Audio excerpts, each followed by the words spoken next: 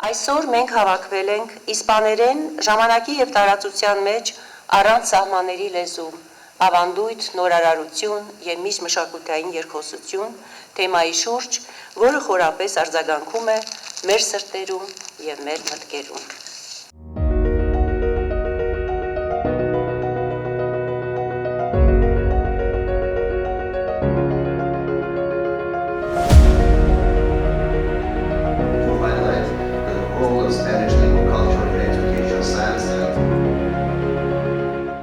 Պետական համալսարանի համար մեծ պատիվ է